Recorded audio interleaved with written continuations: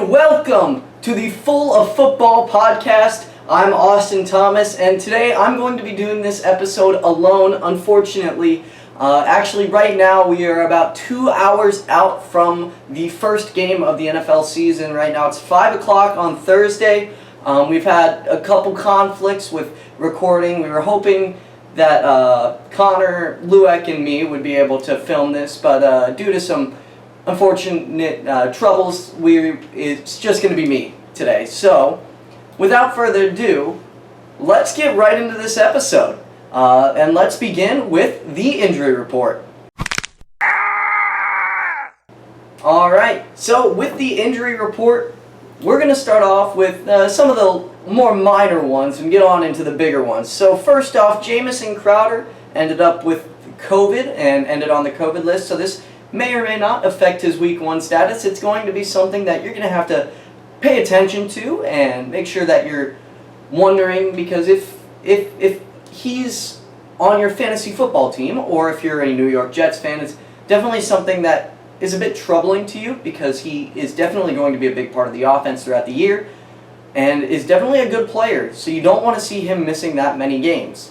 Next, we had Darrynton Evans, the key backup running back in Tennessee.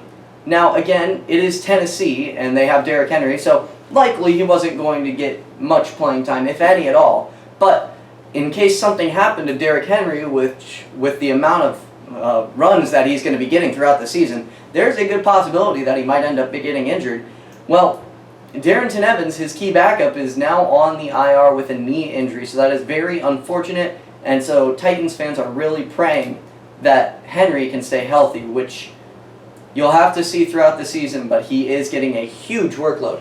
Next up, let's go on to N'Keal Harry. N'Keal Harry did not do very good throughout the season, throughout the preseason, and he's going to be starting here. He's going to be starting on IR also with a shoulder injury, so he's going to be out for plenty of games. And what was surprising to me is that he wasn't just cut by the Patriots, as he did not look good throughout the preseason, and he didn't really look to be that big of a part of the offense, but he's still a player that you had to pay attention to, because he did have the possibility of jumping all the way up to that number 2, even number 1 receiver, if he could revert to what he was supposed to be when they drafted him in the first round. Next injury, something that we've heard about a little while ago, Rashad Bateman. He is officially on the IR with his groin injury, and he is going to be missing a few games. Now, talking about the Ravens, if you're a Ravens fan, I feel for you. I really do. You had a good chance at being playoff contenders, and now, I'd be happy to go 7-10 if I were you. I'd be happy to go 8-9 if I were you. I say anything below 8-9 is still underachievement, but with this amount of injuries, it's crazy. And talking about injuries for the Ravens, let's get on into two that literally just happened earlier today. Gus Edwards tore his ACL. Now, that is the same exact injury that happened with J.K. Dobbins. And also, they released Justice Hill. So, 2 big injuries, and then the releasing of Justice Hill. That means Tyshawn Williams is going to be starting running back, certainly. And then your backup is going to be Le'Veon Bell, who they just signed a couple days ago. Le'Veon Bell is someone that you got to watch out for. He obviously was very good in his prime, and then once he was traded to the Jets, he really didn't do very good. But you could, and I'm saying very potentially, you could see him revert back to what he used to be, especially on this Ravens team, which has a great offensive line. Or at least they will have a great offensive line for maybe a week until they all get injured like the rest of their team. And talking about the rest of their team, something else that happened today, Marcus Peters. It's feared that he tore his ACL, one of the best corners on the team, on a team that has some very good corners. Marcus Peters goes down with an ACL injury. Seems like the team is full of ACL injuries, and he is going to be missing. And that Ravens team, which you looked at the beginning of the year, and they had improved their wide receiver core, they were looking good at the running back, and then their defense was looking stellar as ever. And they've had huge injuries. You have J.K. Dobbins, Gus Edwards, Rashad Bateman, and now Marcus Peters. All four of those guys they're gone. You can't use them anymore. And that's very scary for a Ravens fan. If you have any Ravens players in fantasy football, big yikes for you guys there, because huge injuries result to huge losses, as you saw with the 49ers last year. The Niners started out the season terrible amount of injuries, and then you just saw them continue on that throughout the year. They never really got better. Now you're looking at them maybe this year, probably this year, you'll see the Niners back in contention. And you could probably say the same thing about the Ravens for next year, but I'm looking at this and you see this amount of injuries, and it's really not looking good for them for this season. So yes, you have Lamar Jackson, and he is much better than Jimmy Garoppolo, but you're also looking at the rest of that team is just getting worse and worse. So you're really going to have to get lucky if this is going to be a good season for the Ravens. But talking about more injuries, this one is on the bright side. We have Saquon Barkley has a great chance to play a full workload in Week 1. Now this is huge news for anyone that drafted Saquon Barkley. Saquon was obviously a big question mark heading into the year, and so you were drafting him with the potential in fantasy football. And then for the Giants here, that's huge because he was basically their offense. You look at that last year, and when he went down, the Giants sucked on offense. Whenever you have to rely on Daniel Jones to throw the ball, that's when you know something's wrong. So having Saquon Barkley back, it's going to be huge so that Daniel Jones doesn't feel the need to force throws, and that could potentially allow him to finally succeed to what he should be doing. On to the next injury, we have T.Y. Hilton. T.Y. Hilton obviously was going to be competing for that number 1 wide receiver spot on the Indianapolis Colts, and he now is going to be on the IR with a neck injury. So early in the season, that's going to be really hurting Carson Wentz along with all the other players there because offensive possessions aren't going to come as easily. Although Michael Pittman now is the clear-cut number 1 wide receiver, so I mean, he's probably not happy as a person, but at the same time, his paycheck is going to feel pretty healthy at the end of the year when you see what your agent is looking at getting you for contract extension deals and stuff like that in the next couple of years. So this season is huge for Michael Pittman now, the surefire number 1 receiver, and he is going to have to make that count. And next we have Irv Smith Jr., the tight end for the Minnesota Vikings. He is likely out for the year with a meniscus injury. This again was a little bit older news, but unfortunately he is going to be out, and it's a meniscus tear, so getting surgery on that, I believe it was successful. I believe he already got the surgery, but he will likely be out the whole year, and that means that you're going to be looking at someone like Tyler Conklin to fill that void, and Tyler Conklin, he's going to have to step up, fill that void for the Vikings. And now on to two of the last 2 injuries, but these are really just recurring from last year. David Bakhtiari and Stephon Gilmore both have gone on the PUP list, player unable to play. So that isn't really that far from the unexpected. You were kind of expecting both of them to land on there. That means 6 weeks they have to wait until they can end up playing again. David Bakhtiari, he suffered that bad injury near the end of last season for the Packers, and Stephon Gilmore nearing the same thing near the end of the season. So it's going to be continuing into this season. They're going to hopefully recover. They're both 2 of the best players at their position, maybe the best. You look at Stephon Gilmore, he's probably not the best anymore. You have guys like Jair Alexander and Jalen Ramsey who are both probably better than him, but he's still one of those top cornerbacks. And same with David Bakhtiari. You may have Trent Williams higher than him. You may have some other guys higher than him, Ryan Ramczyk. But David Bakhtiari is still, again, one of those best tackles in the league, and losing him to those next few weeks, it's going to be bad news for the Packers. But with that, that is going to close out our injury report segment. So let's get on into the new news.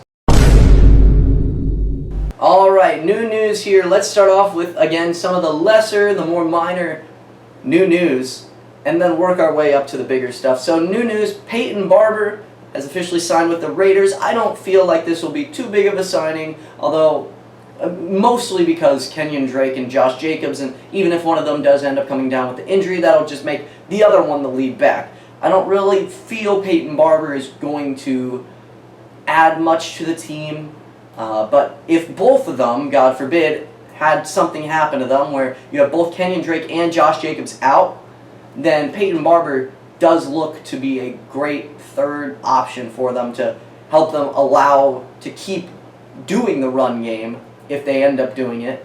But the Raiders definitely going to be looking to not have to use him, but if they do, it's a good option for them to have.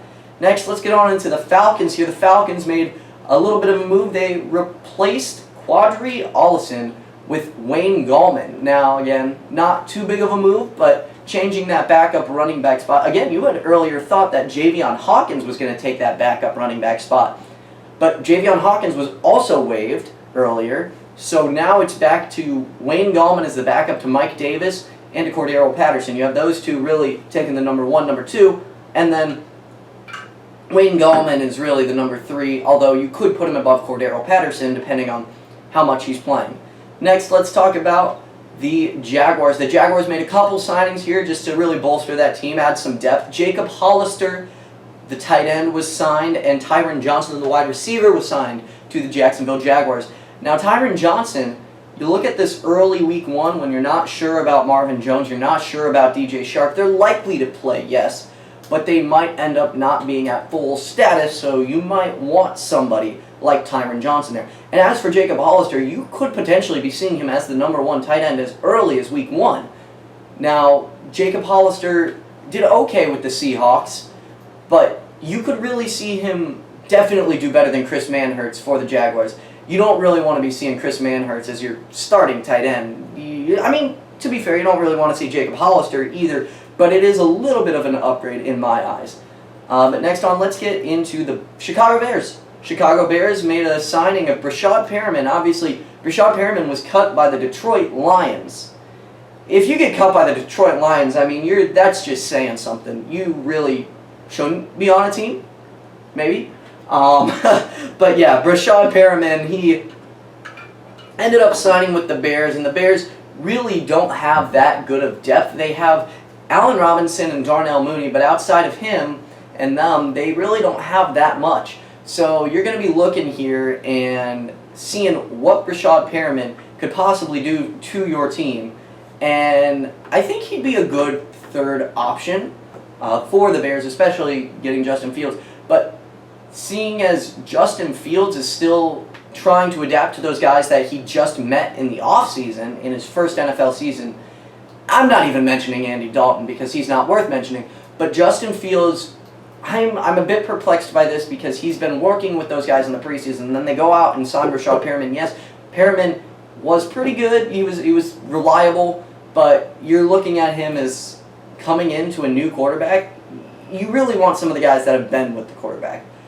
But now into some of the cuts. John Brown had been asking to be cut by the Raiders and ended up being released. Along, though, the Money Badger Michael Badgley was also cut by the Los Angeles Chargers. Now that was a bit of a surprise to me, not too much.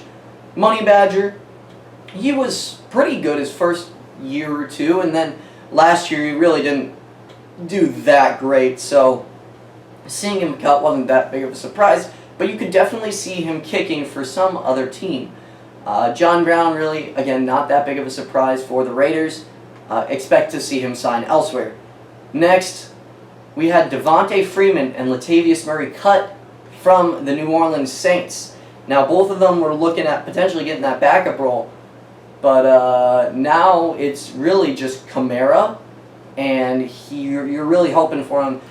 It surprised me a bit to see Latavius Murray cut, but at the same time, you're not expecting Kamara to get into too many heavy hits. He's more of an elusive back. He's not Derrick Henry. He's not going to be trucking through the middle every time. So you're really looking at Latavius Murray and Devontae Freeman as the backup to them and only a handcuff, hoping that they don't get injured at this point. So the Saints really didn't find that necessary, and they ended up releasing them. But you could definitely see them signing elsewhere. Devontae Freeman ended up trying out for the Ravens. maybe eventually they end up signing him. But talking about that, the Ravens did end up signing another running back in Le'Veon Bell. Le'Veon Bell signing with the Ravens. So many running back injuries and cuts. That's going to be huge for the Ravens here. And unfortunately, Le'Veon Bell is going to have to play for them. Whether you like it or not, he will. Le'Veon Bell is, in my eyes, the best running back there. He's had the most experience, more than Tyshawn Williams.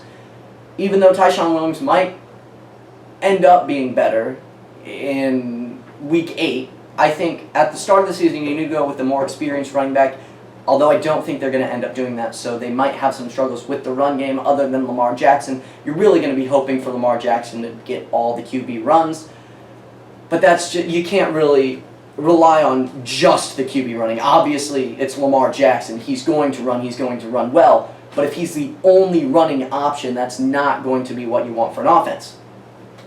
Anyways, let's get on into talking about another team that has made some moves. The Saints talked about them cutting Devontae Freeman and Latavius Murray, but they just signed Desmond Trufant, and they also traded for Bradley Roby from the Texans, two cornerbacks who would definitely bolster that cornerback rotation, and that defense is looking pretty good.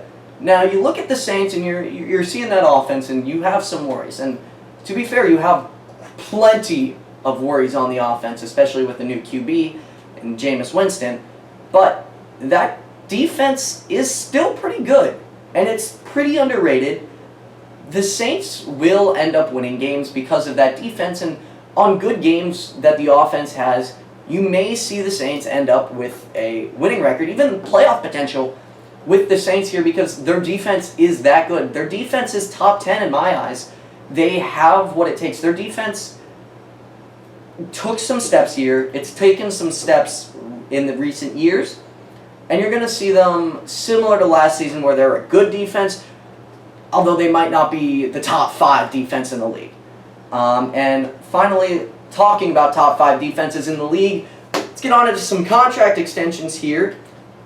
T.J. Watt finally signed that 4-year contract extension with the Pittsburgh Steelers. Pittsburgh Steelers obviously a top 5 defense in the league. They're a very good defense, and T.J. Watt was a huge part of that last year. He'll be a huge part of that this year. And he was holding out for a little bit, but they ended up getting the contract extension, so he's all good. He'll be set to go. The Pittsburgh Steelers fans should be thankful that their owners aren't that big of idiots. Well, for that at least.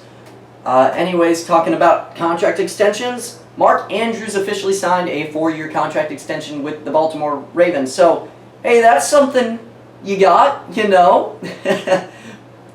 4-year contract extension? Woo! Good job. You have hope, right? For the next 4 years, hey, Mark Andrews definitely deserved this contract extension, and that was something that they needed to get out of the way. They needed to make sure to do that because he's a huge part of that offense and for Lamar Jackson, and he will continue to be that. Again, I love Mark Andrews for this year. I think he's going to do amazing, especially with the lack of receiving options now and the lack of the run game. You're going to see Mark Andrews just dominate this year. And finally, for the last part of the new news, obviously, Mac Jones will be starting as the New England Patriots' new quarterback of the year. They cut Cam Newton, and now Mac Jones will be starting Week 1. Week 1, Mac Jones will be starting. And I feel that's a great matchup against Miami Dolphins to get your feet set. It's not the best defense in the league. It's a good defense to challenge yourself, and it's really going to see where you are in your development. Tua versus Mac Jones, again, 2 Alabama quarterbacks. So he's going to be pressured to do well. But I think, personally, Mac Jones is good, and I think he'll end up being a good quarterback.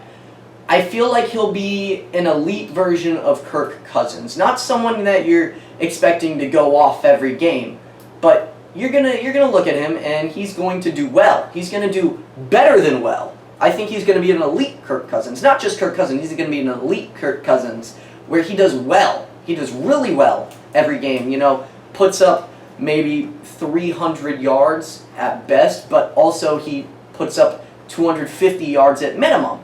You're not going to see him anything outside of that zone, and you're going to see between 1 and 3 passing touchdowns. You're never going to see 0 passing touchdowns. You're never going to see 4.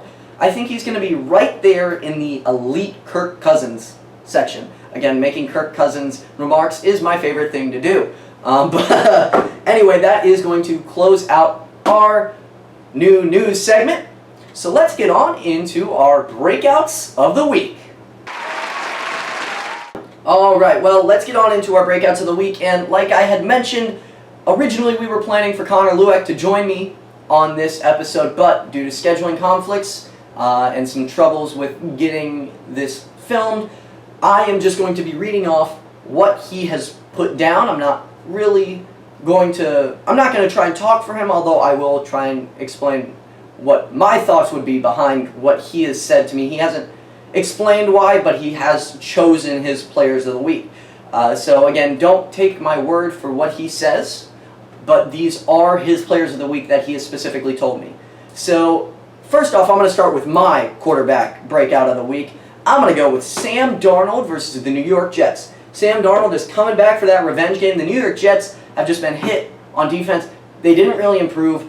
They added Carl Lawson, and then he got injured, so that's something. But that defense sucked last year, and it's going to suck this year. Sam Darnold, really, he wants to get revenge on that team, and he wants to show Carolina, he wants to give them some hope for the future for this year that he is the quarterback. So Sam Darnold has all the right reasons to succeed in this game. So I really see Sam Darnold breaking out, even though I actually have the Jets winning this game, because neither of them have defenses. But I see Sam Darnold breaking out here. Now, let's go on into Connor's QB breakout. He had chosen Joe Burrow versus Minnesota. Obviously, Minnesota was a team that had a sketchy defense, but you're looking at them and you think that they have a great defense. Now, I'm guessing that Connor sees this and he sees Joe Burrow wants to show that he's not anymore a rookie. He wants to show that he's come back from that injury too, and also he wants to show that that Minnesota defense isn't as hyped up as it should be. So a lot of reasons there for Joe Burrow to succeed, and I guess that is something we're going to have to see. Now on to running back. I had chosen for my running back breakout of the week, Raheem Mostert versus the Detroit Lions. Coming into this game, you're not really looking at Trey Sermon really playing that much. Obviously, Trey Sermon will, throughout the season, get more and more carries, most likely. But Raheem Mostert, as of right now, he is going to get most of the carries. You're going to look at him and he's probably going to get, 20 carries to Trey Sermon's 5. You could be looking at a handout like that. So really expect Raheem Mostert to go off, and especially against this Detroit defense. Are you really expecting Detroit to stop him? I mean, you looked at Green Bay 2 years ago in the playoffs, and he went for, about 200 yards and 3 touchdowns, something crazy like that. They had a better run defense than the Detroit Lions have right now. And the Niners are coming back healthy, finally, compared to last year where everyone was injured. But now that you're coming back healthy, Raheem Mostert is ready to break out week 1. And as for Connor's running back breakout, he had chosen Antonio Gibson versus the Los Angeles Chargers. Antonio Gibson on the Washington football team, obviously, they don't have that great of an offense to me. They have a couple options. They have Terry McLaurin and Curtis Samuel, but they have Ryan Fitzmagic starting at QB. And no Fitzmagic slander here. I love the man. I think he is a great Hall of Fame quarterback because of how long he's been here. But as of right now, Ryan Fitzpatrick, is not upper tier. He is mid-tier at best. I would say he's on the lower side of the mid-tier. So you're looking at about 19th ranked quarterback in the league.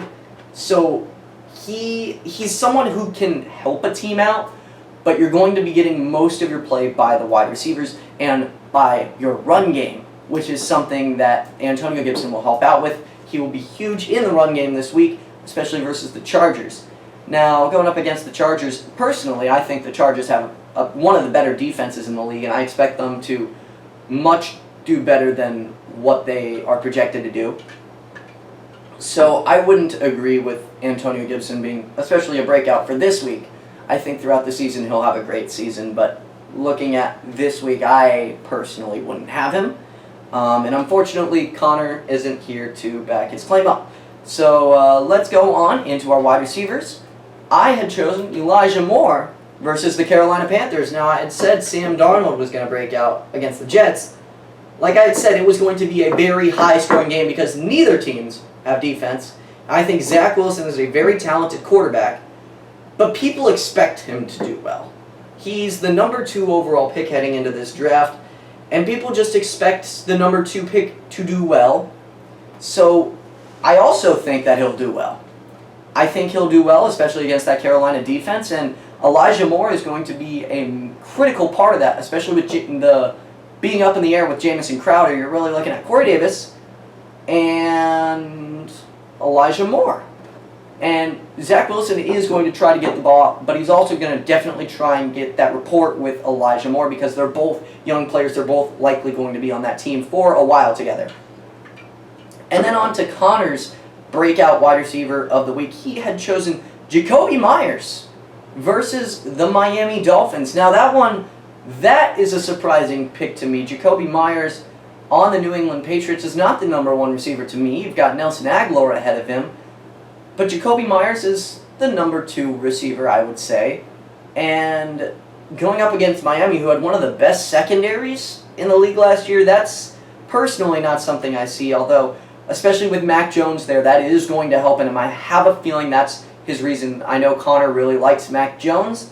And I think that he probably is thinking Mac Jones is going to like Jacoby Myers. And that's going to be his target, especially as Xavier Howard's going to be covering Nelson Aguilar, which won't be tough for him to do. Personally, I don't agree with this. I don't think Miami is going to allow someone like Jacoby Myers to really cook them, even against the team like the Patriots, but they're going to be able to shut down Myers. To me, that's not that great of a pick. Although, again, Connor's not here to defend him. So let's get on into my tight end breakout of the week. And this one is going to surprise all of you. Most likely not. But my tight end breakout of the week is Mr. Rob Gronkowski of the Tampa Bay Buccaneers. He's going to be playing up against the Dallas Cowboys. Now. Just a couple weeks ago, I had said Rob Gronkowski would end up being the disappointment tight end of the year. And I'm choosing him as my breakout of the year, of the week. I have this for 2 reasons and 2 main reasons. One, you're heading into week 1. O.J. Howard hasn't played a game in over a year. O.J. Howard is not going to be competing as much as he is trying to get back in shape. So Rob Gronkowski will be the main tight end for now. But also, you're facing a matchup against Dallas, who at the moment has corners that are going to be stretched against their big 2, Mike Evans and Chris Godwin, and then eventually Antonio Brown. That's going to leave Rob Gronkowski available for work. And you look at what he did last playoffs, and you think he's going to try and continue that into this year. Obviously, he's just getting older, but against a defense like the Dallas Cowboys, who really won't be able to stop Gronkowski when they're focusing on the other guys, Gronk is going to end up cooking just this 1 week. I think this 1 week is going to be his kind of final week at the top of the NFL. And eventually he's going to fall down because he's only getting older. He's only more susceptible to injury. And also O.J. Howard is only coming more and more back. And the team that they're playing up against is going to get harder and harder than a defense than the Dallas Cowboys. With that, Connor, his tight end breakout was Tyler Higbee versus the Chicago Bears. The Chicago Bears were expected to have a great defense last year. Ended up being mediocre. This year might end up being the same. Might end up becoming better. But the Rams definitely have 2 wide receivers that you're going to be looking to cover with Jalen Johnson. And again, I don't know their cornerbacks that well. My mom's a big Bears fan too, which surprises me that I don't know their team that well. Although I do know they have Jalen Johnson, so that's a plus. But Tyler Higbee, he's really the third option on that team. You have Cooper Kupp, you have Robert Woods, and then you're going to have Stafford looking for his tight end. But think about this. Stafford made his tight ends great in Detroit. He could do the same thing here against Chicago in Week 1. But with that, that's going to close out our Breakouts of the Week section. And let's get on into our disappointment players. Now, similar to the Breakouts of the Week, the disappointment players here are going to be, I'm going to list off mine, and then I'm going to list off Connor's and try and give an explanation for it. So first off, I'm going to start with disappointment QB. I thought very much about choosing Big Ben versus Buffalo. And again, I still think that, but I had to end up choosing Andy Dalton versus the Los Angeles Rams. Nobody's expecting anything except apparently Matt Nagy. But, I mean, really, what's the point of this? He's going to fail versus one of the best defenses in the league. Top 5, top 3, top 1 maybe. You're looking at defenses where there's not much better than this in the NFL. And you're throwing Andy Dalton out there, and I mean, what are you doing? You have Justin Fields. Really, just start the man. I think Justin Fields ends up taking, he's probably going to take that starting role back Week 2. And maybe halftime comes and Andy Dalton has done trash, and Nagy finally decides to put Fields in, and Bears fans all around the world rejoice that their head coach finally decided to do something that should have been done to start Week 1. But now on to Connor's disappointment QB. He had chosen Aaron Rodgers versus the New Orleans Saints. Probably thinks he's too hyped, maybe? Why do you think he chose you? Good answer. What he said, which was nothing, because there is no good reason to choose him, because Aaron Rodgers!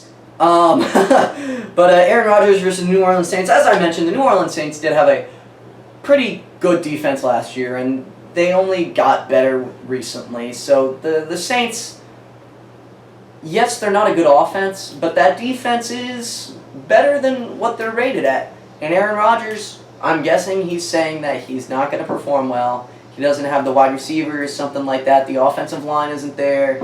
And then Rodgers will come out and prove him wrong this week. We'll see.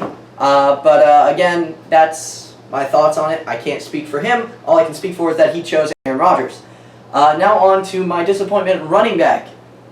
I have to go against Buffalo here, and I'm going to say Najee Harris, disappointment running back of the week. Now, I could have gone with one of Devin Singletary or Zach Moss against Pittsburgh, but neither of them have that high of expectations, so I chose to go with Najee Harris here. Najee Harris, you're expecting him to do great? Think again. Najee Harris, he's still a rookie. His offensive line sucks, and he's going up against a team like the Buffalo Bills. What are you doing? You have options to throw to on offense if you end up throwing, but where does Najee fit in? He doesn't. So I have Najee Harris. He's going to do terrible this week. He'll probably do terrible most of the season compared to what people... He's going to be like Clyde Edwards-Helaire of last year, but maybe a little bit worse. Probably not, but he'll probably be about Clyde Edwards-Helaire from last year. You look at him, and he's not really getting that many touchdowns. You expect him to do well, and he doesn't. But anyway, let's go into Connor's running back disappointment, and he chose Melvin Gordon versus the Tampa Bay Buccaneers. Now, Melvin Gordon obviously is expected to be the starting running back, and you see Javonte Williams potentially even playing this Week 1. Personally, I see Melvin Gordon playing almost all the snaps, a similar situation to Raheem Mostert for Week 1 specifically. But mostly, Tampa Bay is going to be a great run defense, best defense in the league. They returned everyone last year. I mean, there's no really going up against this pick here. It's a good pick. Melvin Gordon, again, could start getting snaps taken away from him by Javonte Williams. And I think that's probably where Connor's hitting at. He thinks Javonte Williams starts playing Week 1, and everyone thinks Melvin Gordon is the surefire #1 running back, and then Javonte Williams ends up taking away some of those carries, so you end up with a lot of that. Now, Melvin Gordon is not going up against the Tampa Bay Buccaneers. Hold on one second. I'll be right back. Alright, so I just checked it up, and it appears that Melvin Gordon actually plays the New York Giants, which perplexes me even more about this pick. So maybe Connor had thought that it was... he had written down versus Tampa Bay here. The Broncos do play the New York Giants, so Melvin Gordon will not be playing the Tampa Bay Buccaneers, and instead will be playing the New York Giants. So as it comes to this, the only reason I can think why I put that is that Javonte Williams is going to start taking carries away from him, and people aren't expecting that. That's the best explanation I can give. Again, he's not here to ask. Now, on to our disappointment wide receivers. We both picked from the same team, but we picked different players. My disappointment wide receiver was CeeDee Lamb versus the Tampa Bay Buccaneers. CeeDee Lamb, he has so much hype heading into the season, and he is a fantastic player. But you have Amari Cooper, you have Ezekiel Elliott, you have other guys on the roster who can take those receptions. And at the same time, Tampa Bay has one of the better secondaries in the league. They have guys that can lock down wide receivers. Sean Murphy, Bunting, Carlton, Davis, players like that. Your Antoine Winfield at safety. You don't have much wiggle room to have great wide receiver matchups. And Connor thought the same thing, but being that CeeDee Lamb is so hyped, I don't think that he ends up doing this. I think you end up throwing to Amari Cooper, especially Dak Prescott already has that rapport with him, even though he's coming straight back off of an injury. So it's not really that much of a deal to me, but I feel Dak thinks that Amari Cooper is the better option. Now, when we go to Connor obviously chose Amari Cooper as his disappointment player, so he probably thinks CeeDee Lamb's going to end up taking these receptions, and Amari Cooper is not. So either way, we both have them as our wide receiver disappointment players. There's obvious reason behind both of those, especially playing Tampa Bay, who has great secondary, who's going to get to the quarterback. Not great looks for them, but obviously, you never know. Anything can happen in football. That's what makes it so fun. That's why we play fantasy football, too. If you won every game, it wouldn't be as fun. If you knew exactly how every player did, it wouldn't be as fun. But that's what football is fun to watch for, too. You never know what your team's going to do. But anyway, let's get into our disappointment tight ends. Today, I chose... my tight end was Evan Ingram versus the Denver Broncos. The Denver Broncos, not amazing at defense, but they're good enough to me. And the Denver Broncos are going to be able to contain Evan Ingram enough, and Evan Ingram will do the rest of the work for the Broncos defense by dropping the balls. Anyway, Connor's tight end disappointment was TJ Hawkinson versus San Francisco. And this hurts me because I drafted him in my Dynasty League this year, but actually no, I traded for him. But either way, it's pretty obvious. They're going up against a great defense, and it's the Detroit Lions. What are you expecting from them? I wouldn't expect much, especially with Jared Goff there, who's mediocre at best. You're not really looking for much from TJ Hawkinson week one. It's mostly throughout the rest of the season that you're going to be seeing him. And with that, that is going to close out our disappointment players of the week. So let's get on into our weekly matchups. Alright, weekly matchups. Obviously, we have a game starting in about an hour and a half here, now that it's about 5:42. And this game is Dallas Cowboys versus Tampa Bay Buccaneers. We both agreed it's going to be the Tampa Bay Buccaneers. The Tampa Bay Buccaneers have a Super Bowl roster on hand. They returned everyone from last year. Dallas is not a Super Bowl winner from last year. Simply because of that, Tampa Bay is going to win this. Now on to the next game, which is Philadelphia Eagles versus the Atlanta Falcons. Again, two birds, one stone. We chose Atlanta. Atlanta Falcons have options on offense. They have Calvin Ridley. They have Matt Ryan, who have been there. Their offensive line is not great. Then again, Philadelphia's offensive line is the only thing they have, really. I don't think Jalen Hurts does amazing. I don't think Devontae Smith pops off week one. Jalen Reagor obviously has you never know about him. And then the rest of that wide receiver core isn't there. They only have Dallas Goedert, who you can really trust this week. And Atlanta just has more weapons, and neither has a defense. Again, not great defenses. They have people that fill out the roster, but again, nobody really huge. You have Fletcher Cox for Philadelphia. For Atlanta, you have Grady Jarrett. Nobody else, really. All right, so anyway, next into the game, we have Pittsburgh versus Buffalo. And again, we both chose the same one here. We both chose Buffalo. Buffalo, great last season, have a great offense and a defense that could surprise a lot of people. Pittsburgh just hasn't clicked yet. You have to wait for them to click on offense to make sure that defense is stellar, but you have to wait to make sure that that offense is up to par with their defense before you can start picking them to really win games against great opponents like the Buffalo Bills. Next team, we have the New York Jets versus the Carolina Panthers, and we decided to split here. To me, I chose the New York Giants. The New York Jets, sorry, not the Giants. I chose the New York Jets here. I explained earlier, Zach Wilson, he's the number 2 overall pick. He has an improved wide receiver core from last year. That offensive line got a lot of help. And you're going up against a bad defense. I think that this game is going to be the highest scoring game of the week. I don't see any other game where you have such pathetic defenses as this. And you're going to be looking at Carolina, where to me, Carolina isn't going to be able to stop them enough. It's really going to come down to who can get stops. And I think Zach Wilson is just more dynamic of a player than Sam Darnold is. So it's going to end up being, even though it's going to be a great game from Sam Darnold and he's going to prove a lot of people wrong, it's going to end up being Zach Wilson and the Jets. Now, Connor, on the other hand, he likes that receiving core most likely from the Panthers more so than the Jets. Also, the offensive line is better. So there are reasons to believe that the Panthers will win this, and I'm going to go with the underdog here. He went with Carolina. I go with the Jets. Now, on to the next game, we have Min versus Sin, the Minnesota Vikings versus the Cincinnati Bengals, and we both chose the Minnesota Vikings here. The Minnesota Vikings have a much improved defense from last year. That offense is coming back. You have Justin Jefferson and Adam Thielen.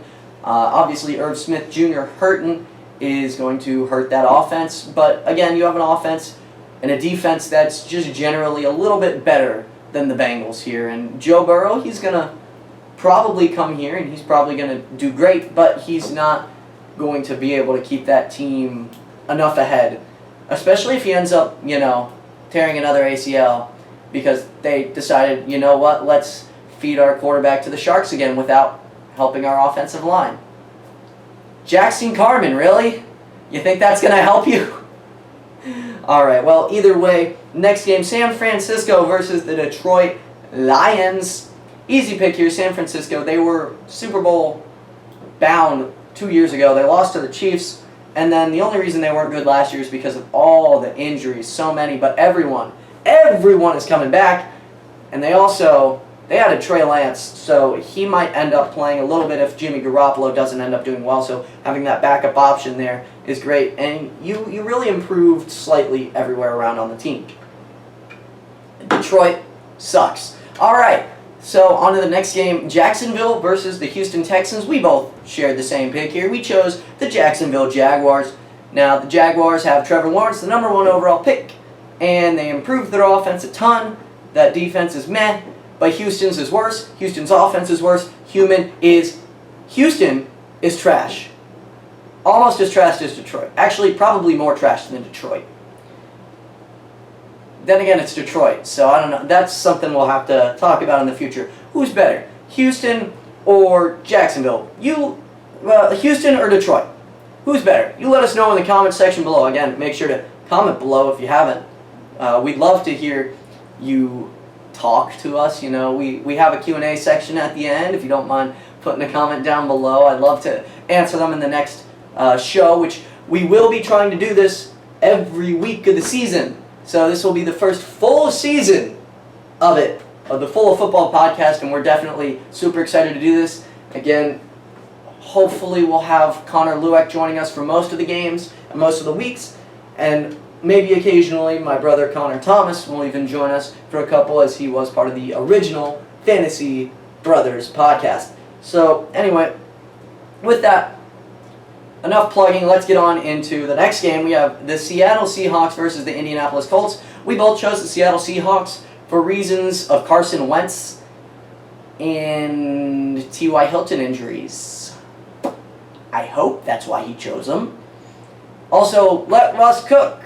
Yeah, that's their mantra or something. I don't know. I'll have to ask my friend Braden, who's a diehard Seahawks fan, and what they say in Seattle, which is U.S.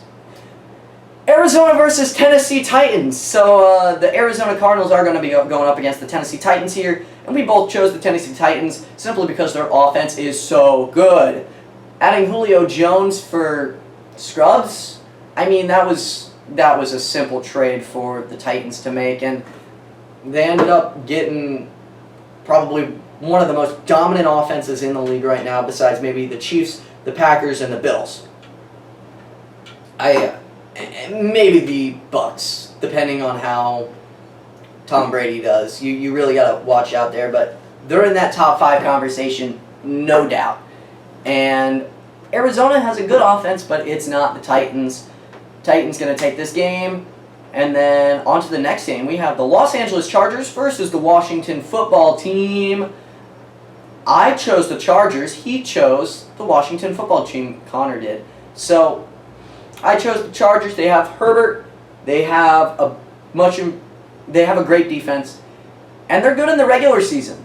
The Chargers are a good regular season team, even though they don't have fans. They are a good regular season team, and you could see them competing for a playoff spot in the AFC West here. Maybe not necessarily the number 1 seed against the Chiefs, but you could definitely see them taking a wild card spot. But as for the Washington Football Team, that defense is great. So Connor, I'm expecting, is imagining that defense will stifle Herbert and the offense, and Washington will end up winning. Again, I chose the Chargers. He chose the Football Team. Now on into the next game against 2 juggernauts, I would say. Cleveland versus Kansas City. Cleveland, bunch of talented players, probably one of the most talented rosters in the NFL. Can they put it together? They ended up doing it last year and lost to Kansas City in the playoffs. So this is going to be kind of a revenge game, but we both ended up choosing the Kansas City Chiefs. They have the best offense in the league. I don't know if anyone can complain about that. They have Patrick Mahomes, they have Tyreek Hill, they have Travis Kelce. They improved their O-line from last year. They also have McCole Hardman, who has been good enough. I think he'll continue to be good enough, and that offense doesn't need much more than that. I don't really think there's any rooting against the Chiefs' offense. The only thing you can think of is their defense, which is susceptible at times, especially to teams with other good offenses. Even though it's an okay offense, nobody talks about it much. That's because it's not anything to be talked about. But Cleveland, much improved defense, but not going to be able to stop the Chiefs. Anyway, into the next game, we have the Green Bay Packers with Mr. Aaron Rodgers going up against the New Orleans Saints. We both chose Big A and Aaron Rodgers taking the win here against the New Orleans Saints. New Orleans Saints, too much turmoil from the last year and Drew Brees retiring, and too much uncertainty, especially without Michael Thomas. Green Bay, this is their last dance. You might think, yeah, Devontae Adams and Aaron Rodgers going to re-sign. This is their last dance. They're playing like it's their last dance. They might end up coming back, but it's their last dance. They're going to be competing for it right now, right here, this season. Nothing else. All you care about is right now. And so this is kind of a last run at the Super Bowl for the Green Bay Packers, and they're going to want to start this season off strong against not a great team like the New Orleans Saints. So Green Bay is going to win this one. Next, we have Miami versus the New England Patriots. We again chose differently. I chose Miami, and Connor chose New England. I chose Miami because they have a much better defense than they've had in the past couple of years. Tua is going to be coming back. He has great receivers to be thrown to this year. Gesicki's still there. That offensive line is only going to get better. I mean, it's still bad, but it's still going to get better from last season. And also, the Miami Dolphins are Patriot killers. That's what they're known for, and so that's what they're going to do. And then Connor here chose New England, as you do if you love Mac Jones like he does. So seeing Mac Jones like that, I think he just thinks Mac Jones is going to be able to torch that Miami defense week 1, wanting to prove some things. So let's get on into our next game, Denver Broncos versus the New York Giants. I chose the Denver Broncos, he chose the New York Giants. So I chose the Broncos because you're looking at Teddy Bridgewater, who obviously proved himself enough to take that number 1 QB spot, and going up against a susceptible defense like the New York Giants, he's going to want to make sure to keep that spot. That offense is good enough, you're getting Courtland Sutton back. That defense is good enough, you're getting Von Miller back, and you're adding also Patrick Surtain. So that's 3 huge additions to that team. I mean, massive. And obviously Denver is going to look to win this. But talking about huge additions, the New York Giants added Kenny Golladay last year. Kenny Golladay is a great player. But to me, I don't see Daniel Jones really doing that well. Saquon Barkley also, big guy coming back from injury. So he thinks that the new improved offense for the New York Giants will be able to help beat the Broncos defense. Personally, I think the Broncos have a much better defense, an okay offense. The New York Giants have a good offense, an okay offense, a good offense with Saquon Barkley cooking, and then their defense is terrible. I mean, that's where I sit on the situation. But obviously, he thinks that their offense is going to do well enough. Now on into Sunday Night Football with the Chicago Bears versus the Los Angeles Rams, and we both have the Bears losing. The Bears lose because the Bears are not starting Justin Fields like they should be, because Matt Nagy is kind of an idiot. I mean, everyone knows that Justin Fields is the better quarterback. Yes, they traded for him and they signed Andy Dalton, blah, blah, blah. Who cares? Start the man Justin Fields. That's who you want to see play. That's who's going to do better. And yeah, they're not doing that. Their defense is still good, but not great. That offense is still meh, but not good, since they're not starting Fields. And the Rams have a good offense and an amazing defense. They're going to beat the Bears here. And now on into Monday Night Football with the last game of the week. Baltimore versus the Las Vegas Raiders. We both had the Baltimore Ravens winning. It's Monday Night Football. Last game of the week. Baltimore. Again, this was before the injuries. I mean, I'm looking at this and I'm changing mine. On the fly right there, I just changed who won because I had made these rankings last night in preparation, because we were planning originally on filming this yesterday, but with a bunch of scheduling conflicts, it had to be pushed to today, and hoping that we were going to record together, but it ends up just being me. So anyway, I had chosen Baltimore last night. That was before Gus Edwards. That was before Marcus Peters. Those hugely affected. To me, Las Vegas now has an opportunity to pounce on Lamar Jackson as the only running option and really play aggressive pass defense. And in doing so, that's going to help them do enough on defense. And that offense is going to be, dare I say, better than the Ravens. The Ravens have had so much bad luck to start the year. Ravens, clear-cut winner if you take out all the injuries. But I think with these injuries, you can't look past them, and I go with the Raiders. I'm wondering if Connor would be in the same boat. Right now, they're very similar in strength to me. Connor had chosen Baltimore, but again, he had chosen this yesterday before the Peters and Edwards injury. So you're looking at Baltimore. Still, potentially, you would have chosen them with a still pretty good defense and still pretty good offense. But Las Vegas is, again, they've improved.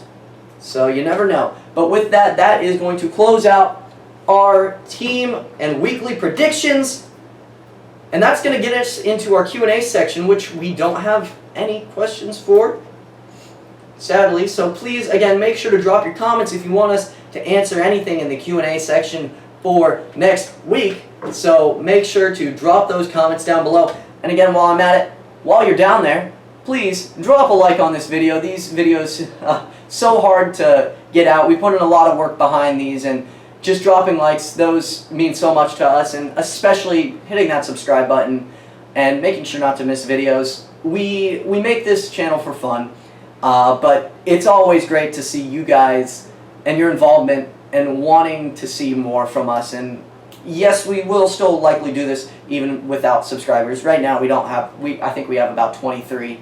So again, we don't have much. We're not doing this for fame, but we do like to see that you guys enjoy this. And so make sure to hit that subscribe button if you aren't already subscribed. But with that, that's going to close out our show. So again, we really wish that we could have all been here together, but unfortunately due to situations, we couldn't. So with that, we hope you enjoyed this video. I hope you've enjoyed me just talking to you guys and doing this podcast by myself. And it's been a lot of work, it's been a lot of fun, and I hope you guys have a great rest of your night.